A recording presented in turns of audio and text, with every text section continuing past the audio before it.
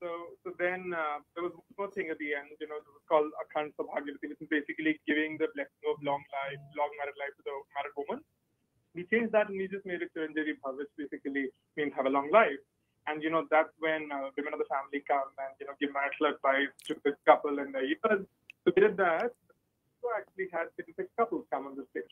So we had a very Christian couple friend of ours and a gay, gay couple of friends of ours who came on, and, one couple, whispered marital advice in Parag's ear and the other one was my ear.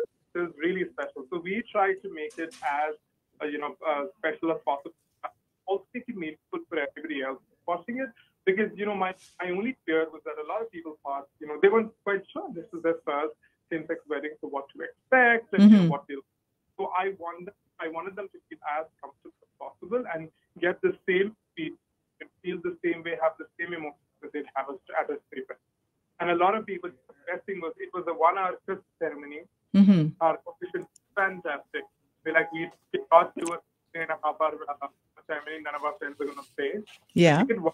Let's just do it crisp and make it meaningful. And our official was fantastic. So he did a fantastic job, and so many of our friends later on came back. So meaningful. And this was the first time at an Indian wedding that we actually understood what the priest was saying. And our priest, sort of like the official sort of, translated everything in English. He was funny, and finding him also was quite an interesting story. So, you want to cover that? Yeah. We got turned down by a lot of people. When my dad started calling different Hindu and Jain temples, they would first say, "Sure, we're happy to do your wedding," and then when they found out that it was 2 boys getting married, they said, "Oh no, that can't be done. What are you even asking us?" And so we were pretty demoralized, because by the end we thought we weren't going to find somebody from our faith to officiate. We thought we'd have to have a friend or family member, go get online certified. Yeah. But at the last minute, Vaibhav decided to go to the ultimate god of us all, which is Google. And he went on Google and typed in Jain Weddings USA. And the first website that came up was a website called Jain Weddings USA. JainWeddingsUSA.com. And it was run by this certified public accountant in Indiana. And his name is Alphen, Indiana, and his name is Ashok Sanghvi. And he performs Jain weddings following Jain rituals. Yeah. So my dad called him. And it turned out that a few days before my dad called, Mr. Sanghvi's daughter, who is a human rights lawyer, had actually asked her father the question that, "Dad, you perform all these Jain weddings. I have a lesbian friend. If she got married, would you perform her wedding?" And his response was, "No, I wouldn't." And the daughter said, "But why not?" And so he was thinking about it for 2 days. He was like, "What's the right answer to that question?" when my dad called him. So he said it was like a sign from God that God was asking him to really dig deep and say, "What is your reasoning? And if you don't have one, then you shouldn't say no." And so he said yes to our wedding. Oh, wow. Yeah, it was beautiful, and he's like a second father to us now. He was so kind, like leading up to the wedding, he really stressed out, there's so much pressure happening, but he would actually, every now and then before the wedding, he'd call us saying, "How are you both doing? I want you to know that you're doing a beautiful thing together. All this planning is important, but in this planning, take a moment every now and then, look at each other and, remember how grateful you both are, how lucky you both are, and how grateful you should be for each other, that you're in each other's life and there's love that is uniting you. Yeah. So don't worry, and, there is a lot of stress." And he sort of gave the spiritual language. It's the very definition of spirituality, right? We don't have our faith tradition, but what really matters is the values to which you're connected. And he kept reminding us, why are we doing this and what does it mean? Yeah. And even to this day, from time to time, he will message us on WhatsApp and just say, "Take some time today to look in each other's eyes, remember that day when you made your vows to each other, and rekindle that love." And the most important thing for me also is that this is a gentleman who's our parents' age. So for him also, it's a huge adjustment. But for him to make like a split-second decision saying, "Yes, I'm going to do it." You're right. Being so open to, making changes to the script, because, some people, who come from our religious backgrounds could say, no, changing this is not, a question. Yeah, some people actually said to us, "These are 1,000-year-old traditions. How can you mess with it?" But he understood. He was like, traditions have to evolve with the time. So it was really good. Yeah, so he basically just said, let's evolve, and, you tell me how you want to take this forward, and I'll make it as meaningful as possible. So tell me about your dad's wedding toast, the reaction it got and, how it went viral. I know we watched it and we've seen it, and we also had your dad here the last time. So tell us a little bit about that. Yeah. So look, my dad, as you know, is a very good public speaker. He's also a very, well-respected community leader. And so 20 years ago, when I came out to my parents, he made the decision the day after to write a letter to all the people in our community, telling them that I had come out to them and that they were proud of me and that they expected everybody else to be proud of me too. Mm-hmm. And in many ways, my dad gave me two really important gifts. The first was the gift of knowing that I would always be loved. There would never be a second in my life where I had to doubt my parents' love. But the second was he didn't make me do the hard work of coming out. He took it on himself as the parent to say, it's my job to protect and shield my child. Let any negative things come to me, but not to my son. So that's what he talked about in his wedding speech. He talked about the journey he took, not over weeks or months or years, but literally within minutes, to accept and love his child. And he gave advice to the parents in the room to do the same. But I'll tell you that that day, as he was giving the speech, you can see from the video my facial expression, I was super nervous. I had no idea what to say. I think we all know this feeling, right? The minute any of our parents get a microphone in their hand, no idea. For the wedding, I said, do you want to run your speech by me? And he was like, who are you? I'm the father by you. You run things by me. I said, okay, Dad, okay. Why don't you at least talk to the wedding planner? We had a wonderful wedding planner from Dallas. And I said, why don't you at least talk to her just so that you have like an objective set of ears? And he's like, I have been doing public speaking my entire life. Mm-hmm. I've been your for 42 years.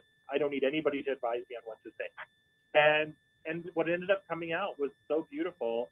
And particularly for the people who were there, the uncles and aunties who were there, it was a really transformative speech. And interestingly enough, when we were hearing the speech, this is something that we've heard I've heard especially for the last 7 years, and Parag has been hearing for 20 years. Mm-hmm. So with him just being emotional and talking about our lives, but we knew all of it. What we didn't realize that all the people around the room, it was their first time hearing it. And this didn't occur to us. And when the video went viral, this is when, it dawned upon us that, yes, that's like everything that freaking Murphy's Law, So the reason why it went viral is because after the wedding was over, several people came up to us brazenly and said, we love you, we love your wedding, but your dad stole the show. And so people started messaging afterwards saying, hey, did you videotape it? Can we give it? So Vaibhav decided to just upload it onto YouTube, not thinking that we would share it beyond our friends and family. But somehow, in the way YouTube works, some reporter saw it and decided to turn it into a little viral video. Right? And so about 6 months after the wedding, it went viral for the first time. And then a few months later, Now This, which is a big media outlet here in the U.S., reached out to us and said, listen, during this time of COVID, all the news stories are depressing and sad. We want to tell happy stories. Right. We want to tell stories. We saw your dad's video on YouTube. Can we use it? And so we gave them permission, and they interviewed us a little bit about it. And then that video was seen by 21 million people over a very short period of time. And we started getting the most amazing messages. So beautiful. I remember I got one message from a woman in Nicaragua that said that I just want you to know that lesbians in Nicaragua have taken your dad's video, translated it into Spanish, put captions on it, Wow. and now their parents as a way to come out to their families and ask for parental acceptance. So this messaging that Parag is telling about, the messages that we started right after we finished, we just got married. So I remember posting one picture of Parag and me standing in our wedding garb with our garlands, and I just wrote the word "hitch." And that in itself on Facebook, I don't even have that many friends. It got shared about 4,000 times and thousands of likes. And that's when it all started to change for us, started getting messages. So since the time I got married last March until today, I think I've received over 500 friends requests, over 200-300 messages, basically just saying. And he responds to all of them, by the way. Because Parag was like, when we had this, conversation, should we be responding? These are just strangers. And what I thought about was that, this could have been me, because a lot of these people were in India who saw it and were so touched by it. And they're like, so nice to see two brown men, Indian men getting married. And it's so powerful for us to see that your parents also accepted you for the way you were and love you. So we just want to be friends with you. Can you help us come out? And then the next, can you speak Hindi? Because the language access is such a huge thing. A lot of people don't see such stuff. So, most of the information about homosexuality, if you get it, is in English. And so it was so important to him to make sure that somebody who can speak Hindi is responding in language to people. Yeah. But then also, when we started talking to reporters, Vaibhav said, I don't want to talk to English language reporters. I want to talk to Hindi, Tamil, Marathi, Gujarati. I want to talk to those reporters. So the next thing you know, my dad and Vaibhav are doing interviews in Indian languages that are starting to reach people who have never heard these messages before. So the biggest one was basically with Navbharat Times, which is one of the largest Hindi newspapers in India. So they did a story on us and reported, did a beautiful spread. Those of you who speak Hindi, look it up, Navbharat Times, Parag Vaibhav. Beautiful, beautiful interview she did, and that's when I got more messages because people were just so happy to see this, in their language, understand and just find some acceptance. So Vaibhav, you were saying that you answer to the messages that people send you, and they send you questions of how can we come out and talk to our parents. Do you also find that parents reach out to you as well? Because like parents, some parents when they get the news, of course, it's first shock, right? And then they accept it, but then they don't ask questions. So do you find that happening? So not as frequently as the kids themselves, but there have been some parents. So just on the YouTube that Parag mentioned, when I uploaded the video, that in itself has been viewed like maybe 400,000 times.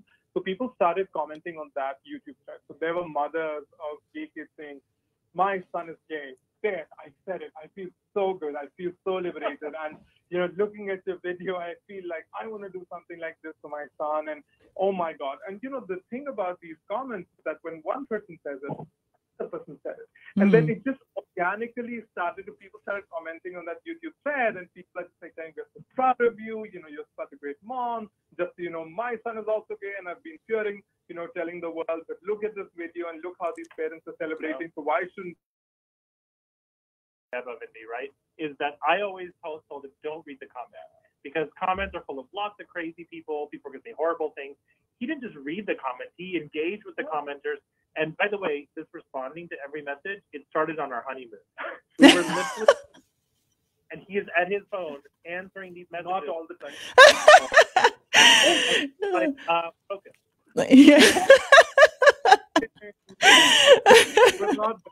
It's what I love about it. His generosity aside. For me, I think it was maybe a matter of habit. So, like, imagine this person could be in a very bad phase in their life, and they're basically looking for advice at this time. Like, why not just respond? And my responses aren't very big. Like, I just tell them, I'm glad you saw the video. I'm glad you found inspiration. You tell me how I can help you. And a lot of people like, how do I come out to my parents? And, there are these things that Parag and I have talked about, but we've made it very clear. There's no one size fits all. It worked with us. It worked with our parents. May not work with you. Yes. But it's all worth a try. And the first step, and, friends of ours were like, oh, you've become celebrities. This is amazing. And we're like, no, we're not celebrities. We were just sick and tired of living a dual life. Yeah. We were sick and tired of living life. And we decided to just chuck it there. And if we can help other people, then we will. And I think that in itself, people just found very refreshing. Yeah. So what have you learned in your first year of marriage? It's important to marry the right person. If you're going Look at classes in this big fabulous house. We live in an 800 square foot apartment. So we have been locked down since March 11th. Yes. We barely left the house except to go out and get groceries and run a few errands. But we're pretty much together constantly. And it isn't dry. I mean, I read these stories about people like their parents or their kids or their spouses are driving them crazy. We're loving it. We're loving the time together. And it's actually, we're using the time productively to really think about what matters to us. What do we value in our lives? So I think the communication is really the most important thing we've learned. Is just as we spend so much time living in silence and living in fear, and we're not going to do that anymore, we're also not going to keep what's in our hearts, right? We need to say it out loud. We need to speak what's going on. I think this is a big thing for our community. We tend to hold off on difficult conversations. And if anything, I hope that during this time when we are spending more time together with our families, use that time productively to say what needs to be said. Don't leave things unsaid. I would agree with whatever Parag said. And I think it's also learning about compromising. So I think it's very important. It's a relationship of equals. Whenever it's two boys getting married, two girls getting married, a man and a woman getting married, it's always a relationship of equals. And so we have to learn to respect each other and also learn to compromise, because you're living with a different personality. You're living with somebody who's not you. If you wanted to marry your clone, you would have done that, but you don't want to marry your clone. You want to marry somebody who's unique, and you love them for their uniqueness. So love them for their uniqueness, but also respect them for that uniqueness. Like every now and then there might be arguments, but compromise.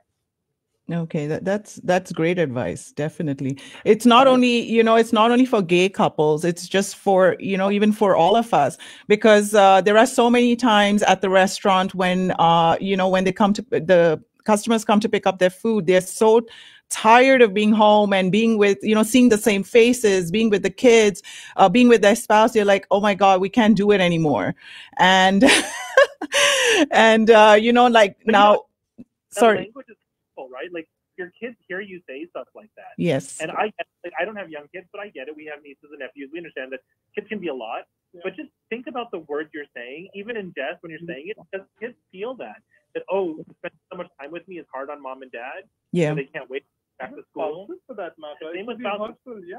Really think about the words and the intention, because you don't often mean it. You're just venting your frustration. Yeah. But I think this is a gift, and I hope all of us see this as a gift to spend more time with the people that matter most to us. Like I think about who lives in Canada, and he has a very hard, long hours. He starts at like 7 in the morning, finishes 6 in the night, and he has 2 young kids.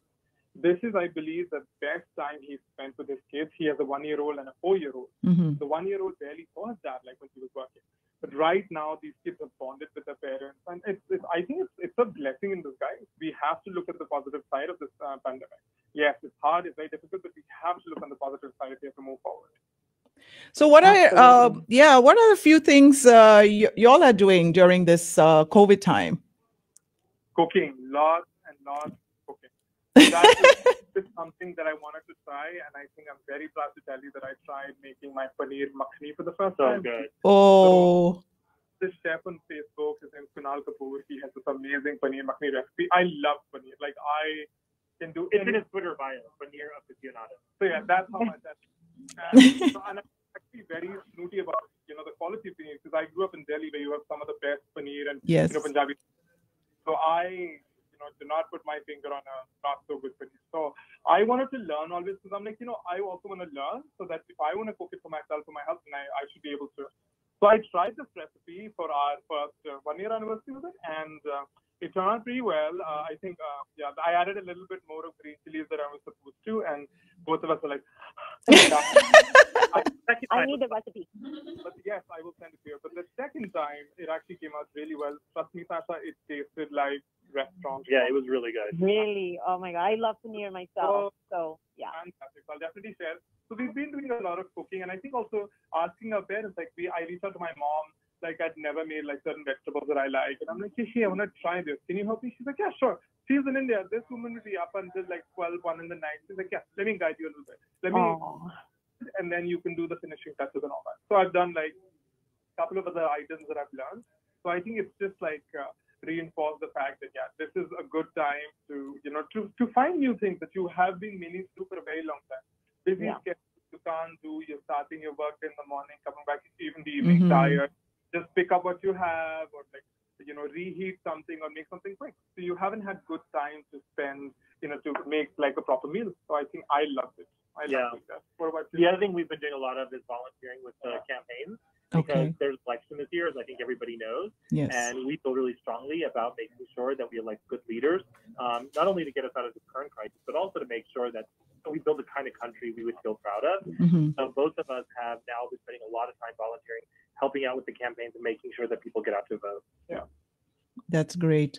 And so before we wrap up, is there any message you would like to tell our audience? I'm so sorry, we just had all these technical issues, and it's always so great talking to you guys. But, before you give your message, I also want to say, one day we should have this thing where Vaibhav can cook, and while cooking, we can have a conversation. And then we get I tried it once. It's very, very stressful, but I'll try again. He tried to make Tila on live television during an interview we were doing. You know Tila, right? Like it's like the pancake. And we had never made it before. I don't know what we were thinking, that the first time you ever make a recipe is live on television. We probably shouldn't have done that. came out really well, but it's stressful because I'm like, oh my God, people are watching every single thing that I'm doing. Oh my God. So yeah, but I'm happy to try it again. It's nerve-wracking. But I'm happy to try it for you guys again. Look, I think in terms of message, what we would say to your listeners, particularly to all of our friends and family in Texas, we are thinking of you. We are in New York. We were the first epicenter of the pandemic. You guys are getting the brunt of it right now.